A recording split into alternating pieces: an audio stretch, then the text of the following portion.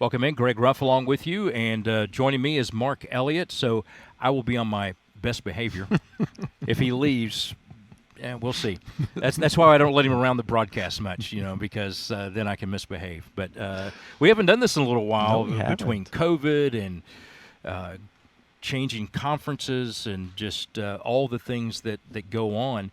But it's good to come in and kind of reset and kind of find out what's going on and what's on your mind and what's pressing. We meet most Mondays, and we get to find out from you during that time about those things. So maybe just a little bit of a download of that. We'll start. I mean, something I think we have to just keep talking about, and that is the effort to raise money for a new facility.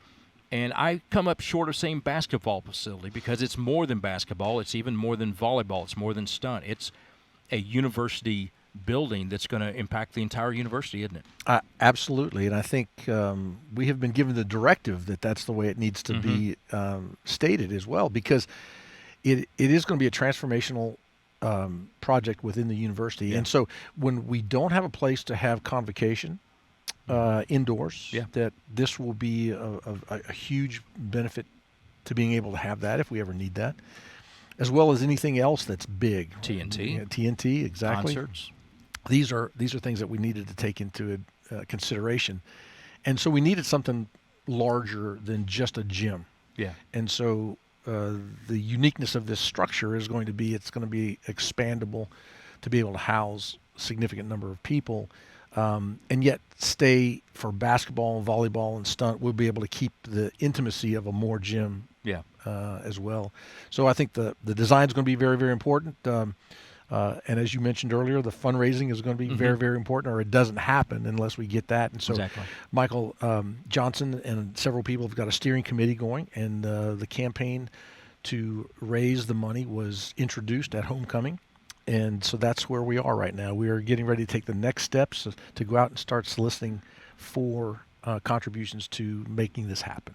So over here, you're working on that, and then you've got lacrosse and a facility for lacrosse, which actually will help track and field and expand that roster too. Talk about that a little bit and where that's at.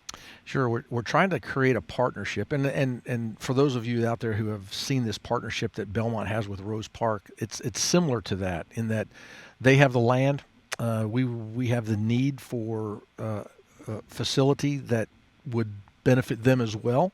And so if we can make this a mutual win-win for the city, for the STEM Academy, and for Trevecca Athletics, it would be great. That's what we're shooting for.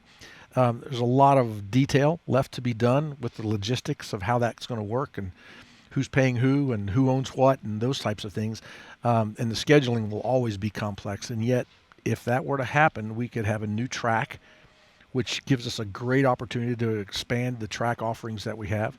It would give us a new turf field, which would expand our ability to have a lacrosse team, women's lacrosse. It would also give us a potential practice space or overage space if we have a rain out, so to speak, in soccer. If you want to host a soccer tournament, you have to be able to have a grass, but also have to have turf in case of an emergency. So that would give us that possibility as well.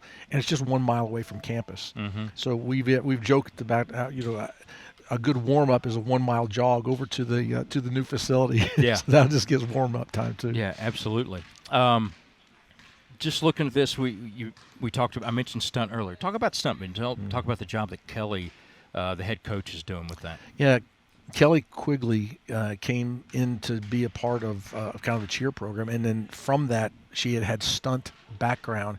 We knew we wanted to go into some additional athletic sponsorship, and stunt seemed like the emerging sport in the NCAA. It's not cheer, it's not acrobatics and tumbling, but it's a little bit of all of that. It's an exciting brand of four-quarter exercise. She displayed it, and the team displayed it at homecoming, and the crowd responded magnificently. I think they will. I got goosebumps. During it, right. It was really good. They're good, and Kelly's done a great job of recruiting a great number of student athletes into that program, and I think it'll be a staple for us for a long time. Real quickly, talk about the new workout facility for athletes only. We're very close to that opening up, aren't we? We are. That'll happen this week. This is the week after Thanksgiving, and all of the products that we have ordered is in. The floor is in.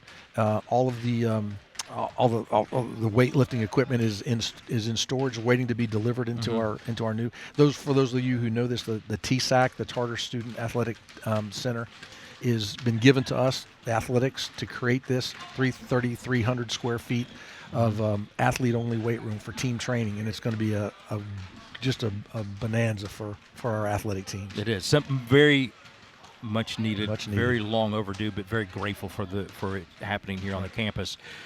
We've got about 90 seconds, and this is unfair, but talk about the two basketball teams and where they are right now through the preseason, how the coaches are doing, how the teams are doing, because it's been a lot of fun for me to broadcast and be around both these coaches and teams. But from your perspective, you're an old basketball guy and basketball coach and all that kind of stuff. Talk about what you've seen. Well, first of all, the evolution of basketball since the days I played and coached is significant. Don't believe it. But I can't tell you how excited I am for both of those programs. Number one, our women's team, what they did last year was remarkable. Just new athletes coming in and being a part of the program now. Karen and Cyrus and Shavika and Daniel doing a great job with that program. And then on the men's side, just the I guess the environment that they've created, the first several games. People may be able to hear them in the background working out.